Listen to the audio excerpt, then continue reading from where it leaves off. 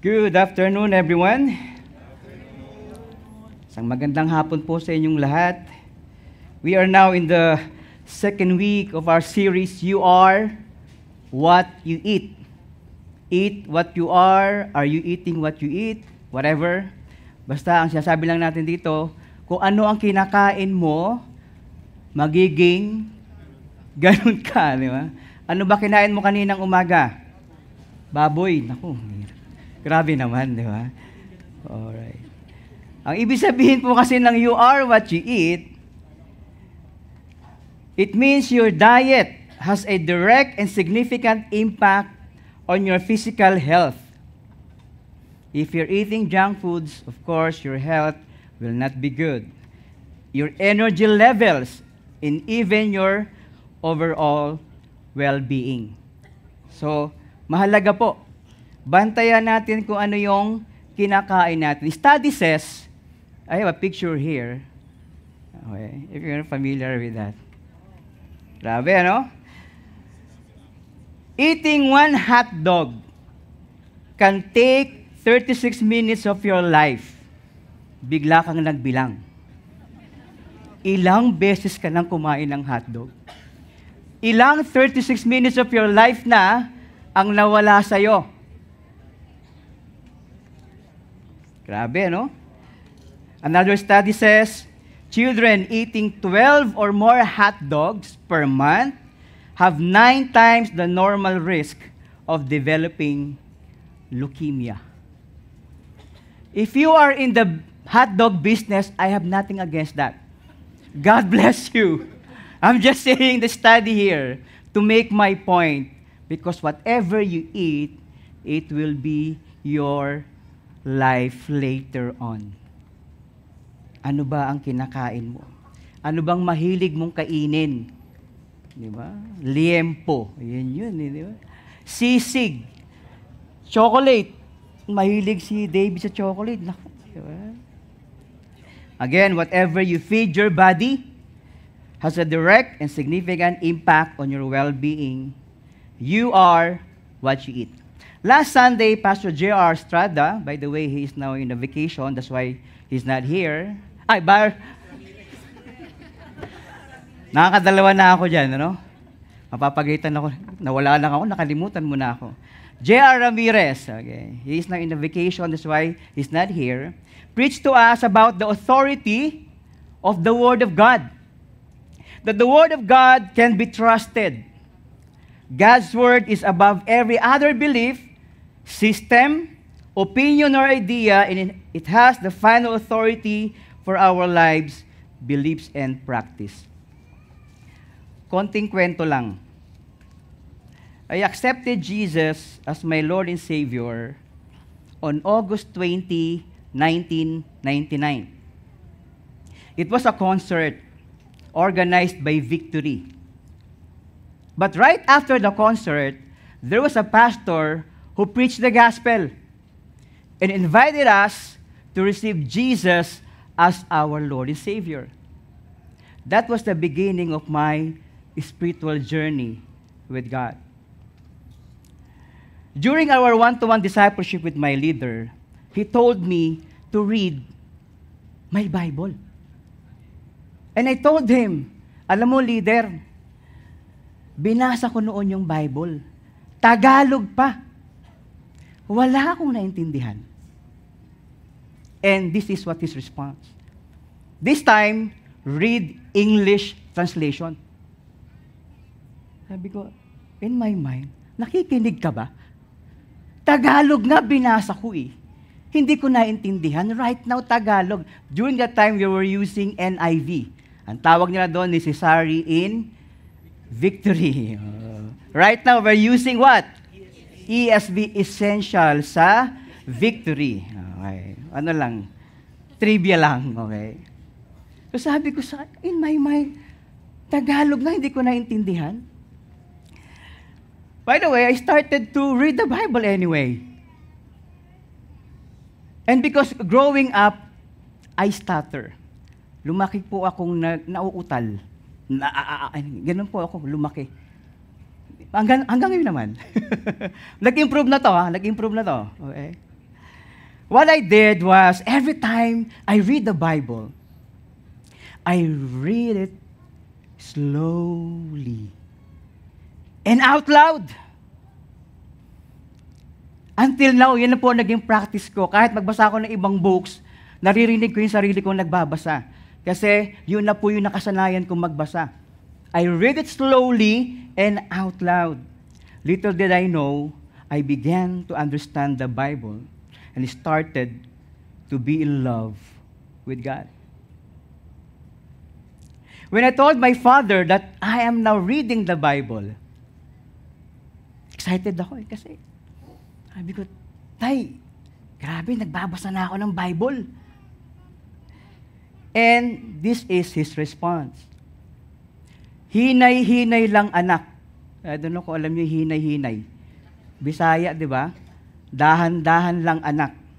Marami nang nasira ang ulo dahil sa nagbasa ng Bible. That was not the response I was expecting. Alam mo yung on fire ka? Tapos bigla kang binuhusan ng malamig na tubig. Pamatay sunog, di ba? As if my father was telling me that the Bible is not helpful at all. Or worse, it will ruin my life. But nothing and no one can be further from the truth. This afternoon, I will be preaching about the sufficiency of the Word of God. The Word of God is sufficient. If the Word of God is sufficient, it is sufficient for what? Meron ba diyang recipe ng adobo? Wala yun. Nandun yung sa may dato puti na nalalagyan ng toyo. What does it mean that the Word of God is sufficient? And why it is sufficient? What is the implication in our lives if we truly believe the sufficiency of God's Word? There are people who are saying that the Bible is archaic. Alam mo yung archaic? Outdated. Hindi na po yan applicable today. That's what they're saying. So people subscribe to another alternatives. They prefer self-help book. At napakadami niyan ngayon. Others prefer ancient proverbs of wisdom from other religion like Confucianism, Buddhism, sayings from other cultures that has a semblance of wisdom. Yung iba umaasa sa mga experience nila. Ang iba naman umaasa sa experience o wisdom ng mga nakatatanda. May katabi ka bang mukhang experiensyado na? Mukhang may edad na matanda? Doon sila kumukuha ng wisdom. Don't get me wrong. They may not necessarily be wrong. Some are truly sounding great. A journey of 1,000 miles always start with a single step. Sabi ni Confucius. Diba? Maganda naman. Happy wife, happy life. All the husbands say, ayaw. These are amazing thoughts.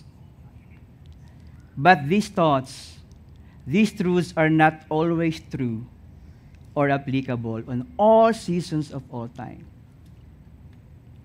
They are not complete to fulfill the human needs, most especially the spiritual needs of man. The Bible is good for all times, for all seasons, and for all ages. The Bible is timeless because it is the only book written that ever since has not experienced revision. Translation, yes. Version, yes. But revised, never. What are the world's alternatives? What is your alternative? Let's take this time to pray. Lord, thank you so much that once again we will hear your word. Your word that is sufficient and has the final authority over our lives. Anoint the preaching of your word, God, and give us listening ears and an open heart to understand and apply your word. In Jesus' name, amen. Kanina si Karina, Miss Karina po yung pangalan, nagbasa po tayo ng main text, no? Read two scriptures. Let me start first from Psalm 19, verse 7 to 8.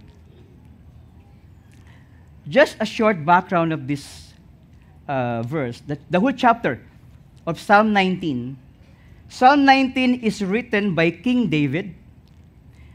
And if you summarize it, the whole theme is this: God is revealing himself and his glory through his world and through his word.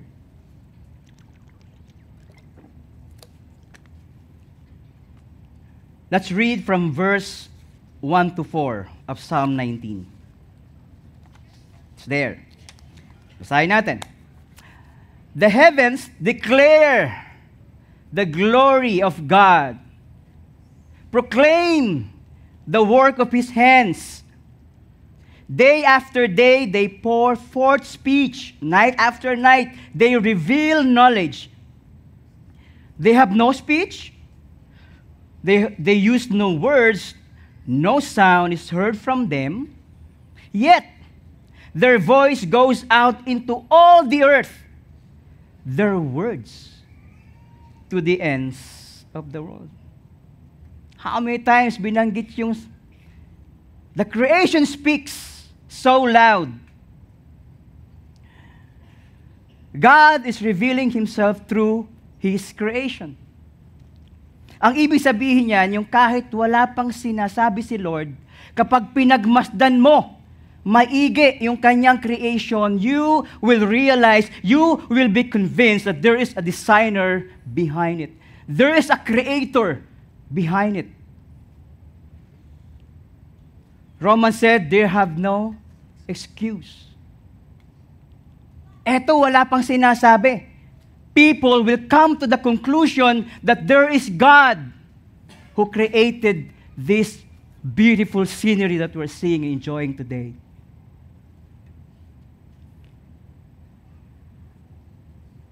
Tingin pa lang, itsura pa lang ng creation. May kilala ka bang ganyan? Yung itsura pa lang, tingin pa lang, alam mo nang marunong kumanta? May katabi ka bang marunong kumanta? Yung itsura pa lang, feeling ko singer to eh.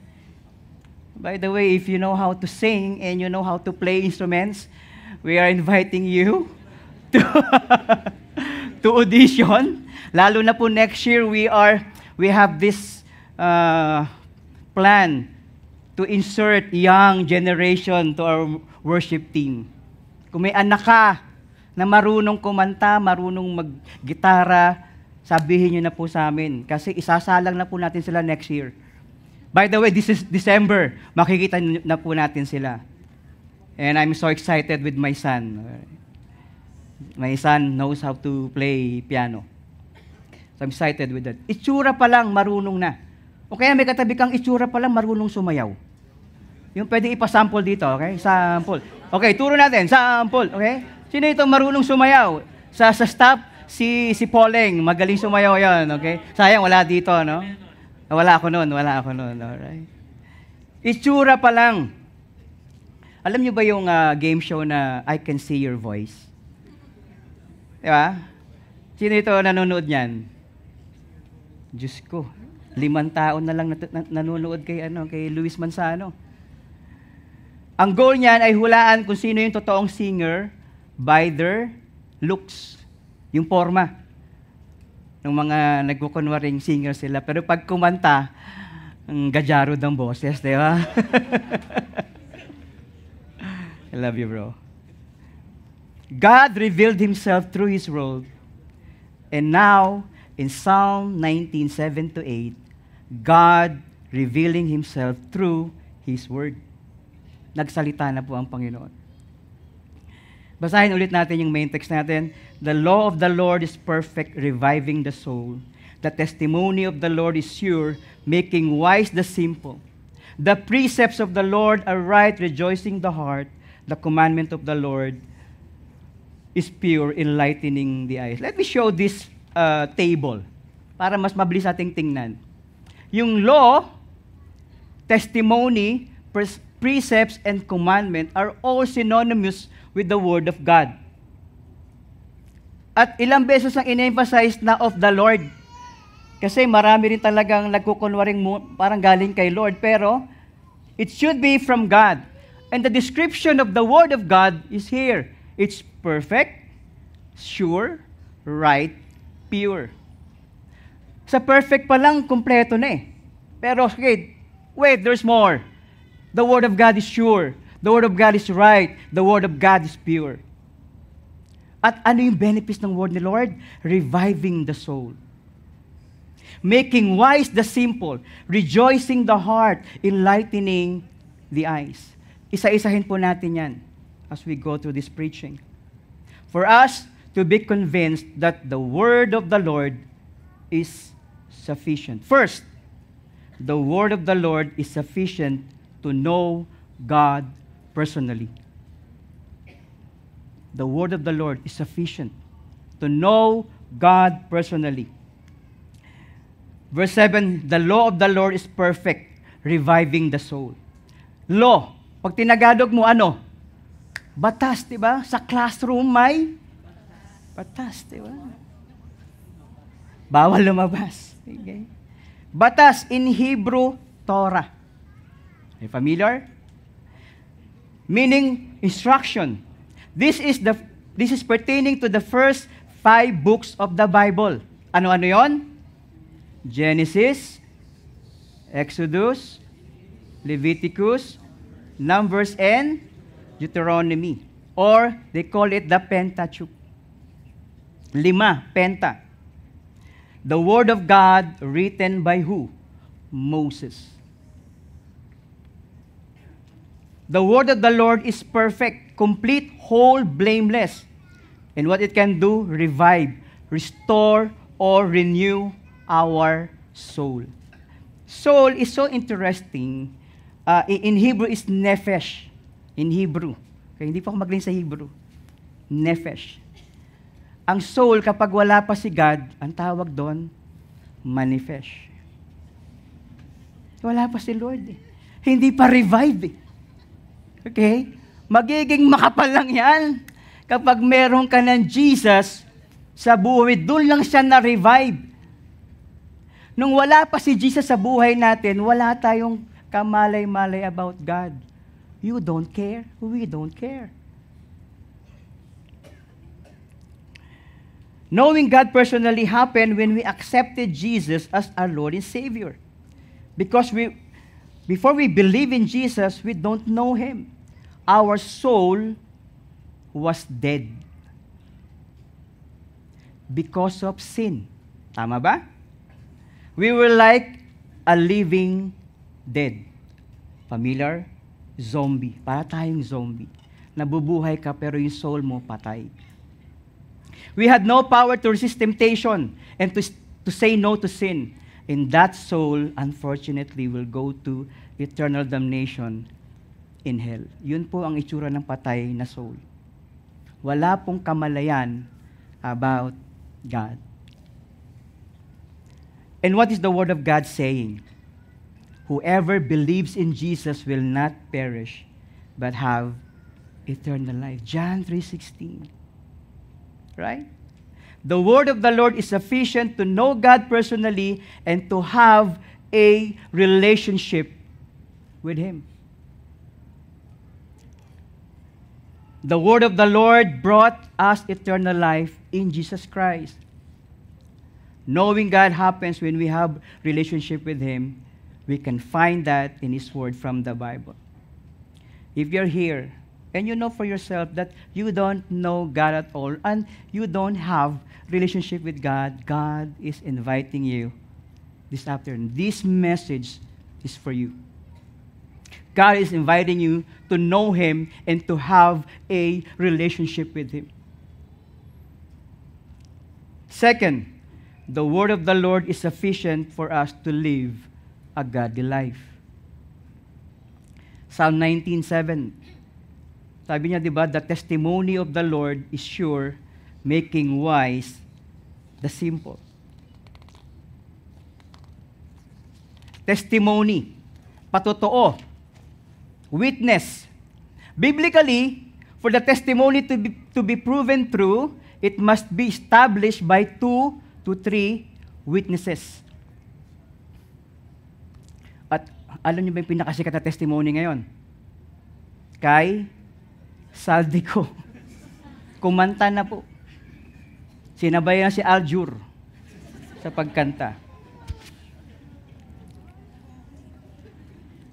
Do you know that the Bible is written by approximately 40 different authors or witnesses? Hindi lang po 3. 40 witnesses, authors. That is why the Word of God is sure. Confirm pag sobrang confirm. Trusted. And because of the Word of God is sure, this will make the simple to be wise. Ano ba yung simple? May simple, di ba? Di ba maganda yan? Yung ano ba gusto mo sa isang babae? Yung simple lang. Mukhang maganda. Sa lalaki, simple lang. Wag simple pero medyo walang ganun, okay? Dating buhay natin yun. Nung hindi pa buhay yung soul natin. Simple here.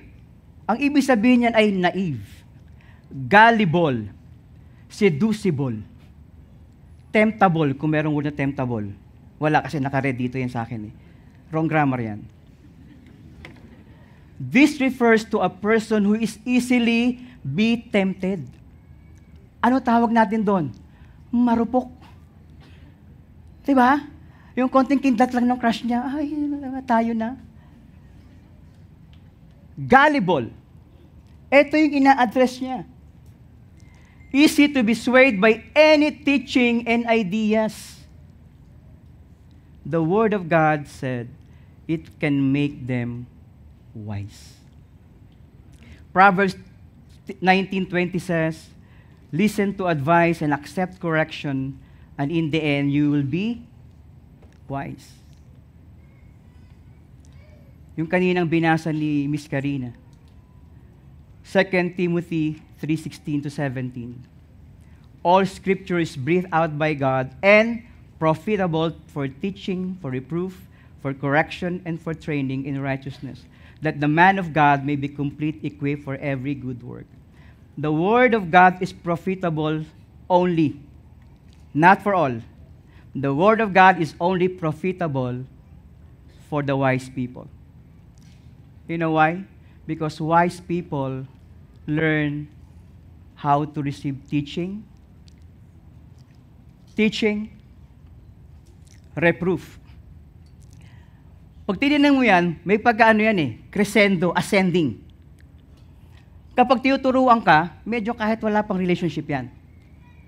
But by this time, nag-improve ka, you're listening, because you know how to be taught, reproof, pwede ka ng pagsabihan. Medyo may close proximity na siya. Ngayon, kung marunong ka ng pagsabihan, mag-i-improve dito sa correction, itatama na yung mga mali mong pananaw. Itatama na yung mali mong theology. And eventually, for what? Training in righteousness. For you to live a godly life. Profitable lang ang word ni Lord, correction niya kung wise ka. You know how to receive correction. Naalala mo ba nung wala pa si Jesus sa buhay mo, karamihan sa mga decision mo, di ba, parang ang daming mali? Kasi nakabasa lang lagi saan? Sa nakikita mo. Walang ka-wisdom. Pwede na yan kasi kaysa naman sa wala. Di ba? You compromise. Ang daling matukso. Ano ang sabi ni Apostle Paul sa 1 Corinthians 1:26? For consider your calling, brothers, not many of you were. Dati you were wise. But now, because you have the word of the Lord in your life, you have Jesus Christ in your life, you are now wise. Do you know the difference between knowledge and wisdom? Na-encounter nyo na ba yan? Bukod sa spelling, okay, mga pilosopo rito, di ba? Obvious naman. Knowledge is you know it. But wisdom is knowing it and apply it. Yun lang po ang pinagkaiba na halos pareho sila, mukha silang synonymous. Pero ang pinagkaiba ng knowledge, sabi niya, pops up nga yung tawag sa Bible. Sobrang ka ng knowledge. Knowledge is you know it, but wisdom is you apply what you know.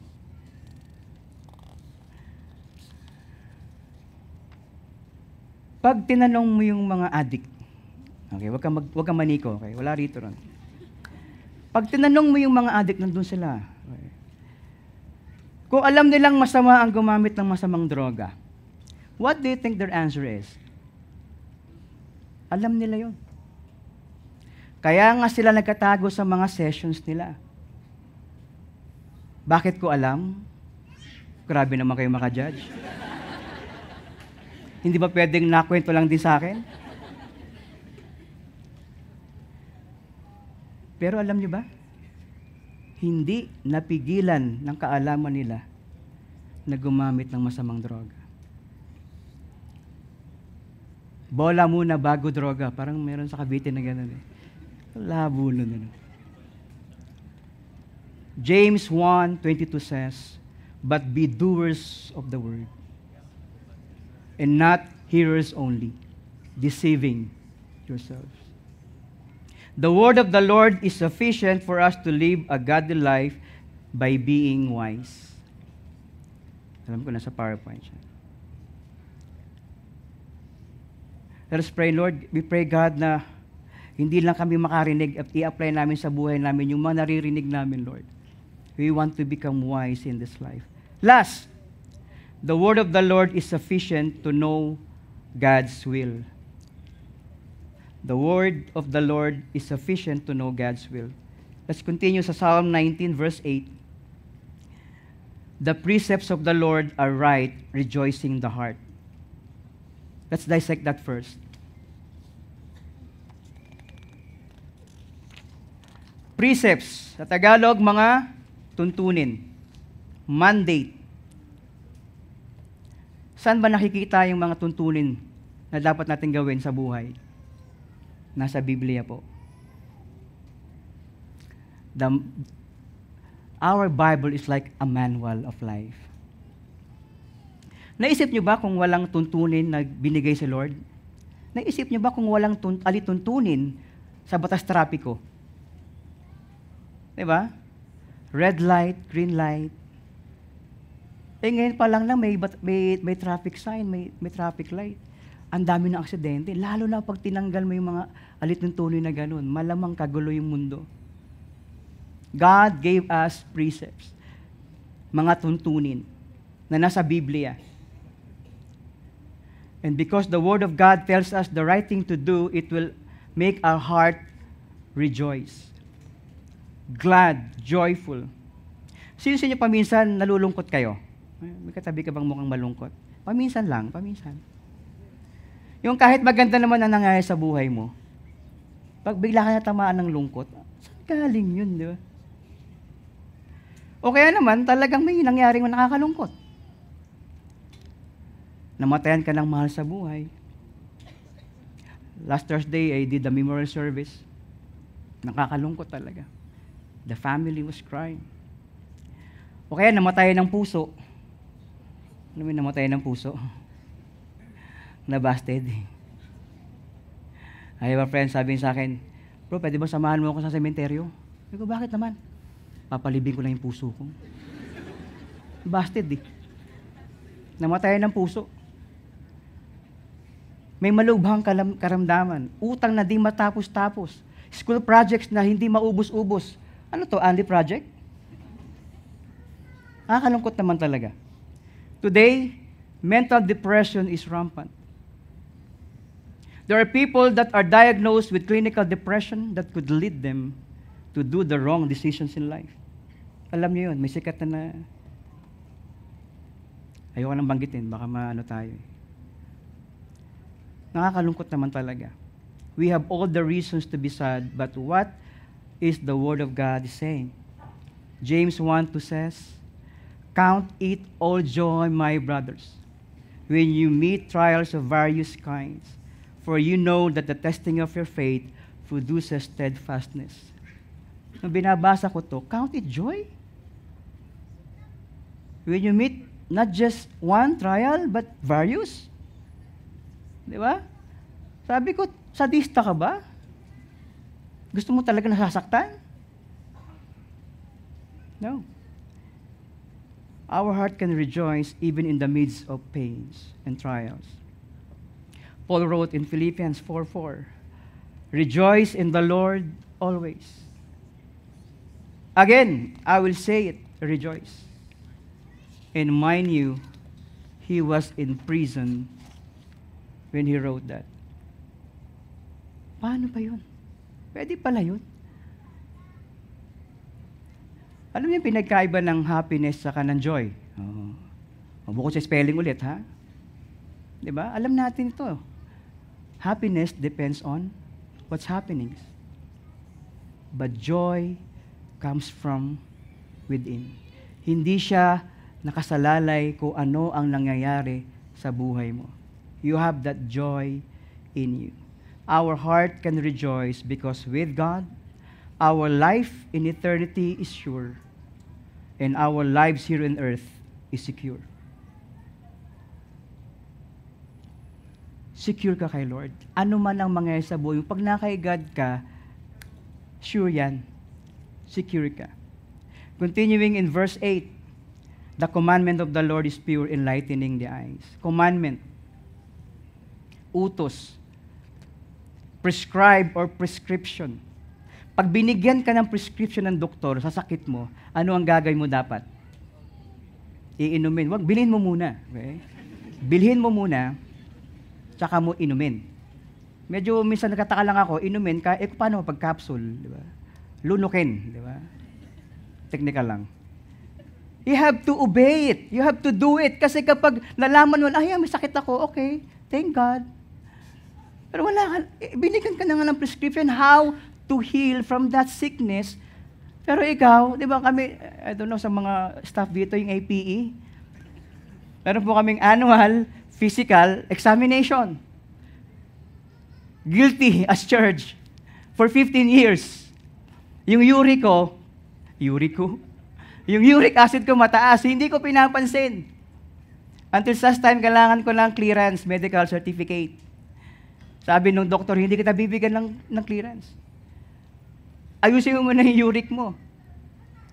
And right now, ang sakit aminin, naka-maintenance po ako for 3 months for uric and creatinine. Dati alam ko lang, okay, thank you.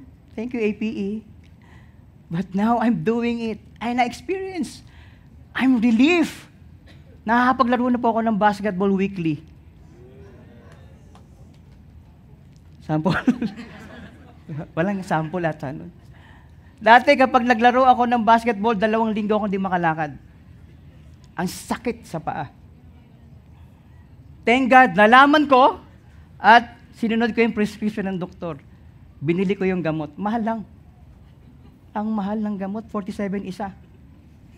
100 pieces.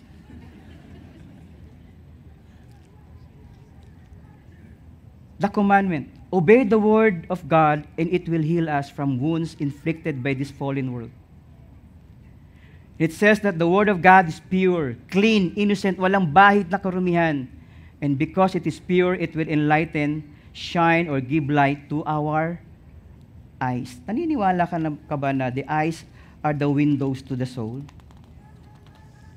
Kapag tiningnan daw yung mata mo, laking mata, no? Makikita ko ano laman ng kaluluwa mo. And you know what? God is so serious when it comes to our eyes being enlightened. Alam niyo ba yon? In Matthew 5:29, it says, If your right eye causes you to sin, grabe, no? Tear it out. Buo pa naman ang mata natin, di ba? Wala pa namang tinanggal isang mata.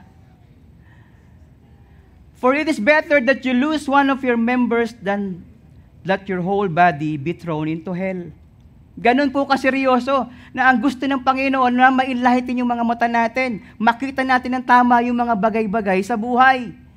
Matthew 6:23. But if your eye is bad, your whole body will be full of darkness. Wow. If then the light is in you is darkness, how great is the darkness? Early in my journey with God, I was trained to do the bouncing eyes. Alam niyo may bouncing eyes? Kapag nakakita ka rito ng masamang, malaswang, mga pictures, I have to bounce my eyes here. Bouncing eyes. Ang problema ng iba, bouncing the same direction. Huwag ganun. Bouncing eyes. Kapag I was trained na kapag nakapanood ako ng kissing scene sa movie, ano ginagawa natin? Ay, grabe naman. Di ba sa mga bata, no? Pinapa-close mo yung eyes. Why? Because that's a defiling sin. Because what do you allow your eyes to see will eventually affect your life entirely. It will affect you, your totality. Ano ang inaalam mong makita ng mga mata mo? Yan din po tinuturo namin sa anak ko, namin kay Zion. Close your eyes. Don't look at those defiling sin everywhere. Bouncing eyes. The word of the Lord is sufficient to know God's will, and that is to have a joyful heart and enlightened eyes. Here's the conclusion of King David in the last verse of Psalm 19, verse 14. It says, "Let the words of my mouth and the meditation of my heart be acceptable in your sight, O Lord, my rock, my redeemer." The rock and redeemer is no other than Jesus Christ.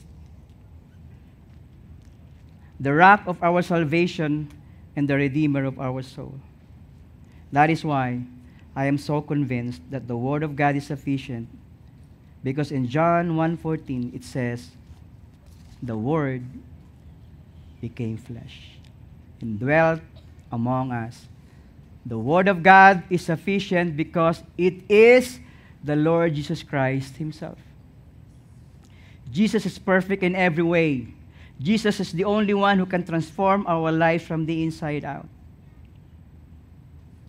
And because we have Jesus in our lives, the words of our mouth and the meditation of our hearts are acceptable to God. Jesus, the rock of our salvation, and who redeemed us from the curse because of our sin. Continuing to my story with my father, I got saved. I received Jesus as my Lord August 20. Wait, ano nangyari? Hindi ko tatayon. Grabe naman. Ang ganda ng instruction ko kanina. Wait for my cue. 2 months after I got saved, my father surrendered his life to Jesus. Thank you, Lord. And it was in Saudi Arabia. Mahigpit po doon. Bawal po doon ng mga Krisyano. A pastor was looking for his workmate, and his workmate was not available during that time. The pastor sat down with my father and shared the gospel to him. He accepted Jesus as as his Lord and Savior. He attended a house church there and was added to the church community. Sa mga palitan namin ng voice tapes, sino nakaka-relate? High-tech na yon, time na yon, ha? Kasi talaga nauna doon, letter. High-tech na kami noon, voice test, pahitan kami. Wala siyang bukang bubig, kundi yung word ni Lord.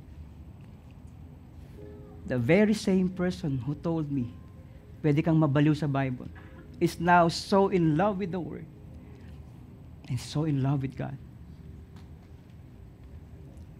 We shared what we have learned from the Word of God. Kapag umuwi siya, all night long, kausap lang kami. Palitan kami ng ano ang natutunan namin sa Biblia. May I invite everyone to stand up? If you are that kind of person who is struggling reading your word, reading the Word of God, I want to pray for you. Maybe you entertained so many reasons why you cannot read your Bible. Which is, isa doon maybe hindi ka naniniwala that the Bible is sufficient, that the Bible has the final authority over our lives. Before I do that, okay na, okay. Mamawala yung ano natin eh. This is Arnel. Again, hindi ko po siya tatay. Si Arnel po, bago ako pumunta ng Victory, Parañaque, nandito na yan, nauna pa sa akin yan. One time, umattend kami ng soul care. Ito po yung mga ginagawa natin sa mga serve ministers natin. I felt like, ando kami sa may tech booth. I felt like God's telling me, share the gospel to Arnel. And then when I asked Arnel, sabi ko, Arnel, naiintindihan mo ba yung mga naririnig mong preaching dito? Sabi niya, opo. Okay. Every Sunday, reliever po siya dati, bago siya naging full-time sa Victory Parañaque. Sabi ko, do you wanna believe in Jesus? Sabi niya, opo. Do you wanna accept Jesus as Lord and Savior? Yeah. Hindi na po ako nag-share ng mahabang gospel presentation. Sabi ko sa kanya, then right now, confess with your mouth and believe in your heart. You will be saved. Nangyari po yun. Sa Chowking, dyan sa Santana Grove. He accepted Jesus as his Lord and Savior. And yesterday, ayan.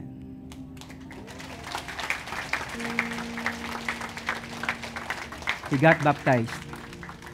Medyo tinagalan ko lang ng konting lubog para mas maramdaman niyo yung death of Christ. The word of the Lord is sufficient. It is living and active. Buhay po ang salita ng Panginoon. So can you close your eyes and bow your heads? If that is you, you struggle to have that consistency reading the Word of God. Can you show your hand and let me pray for you? And you want to be consistent from now on. That you will be in love. Just raise your hand. Let me pray for you.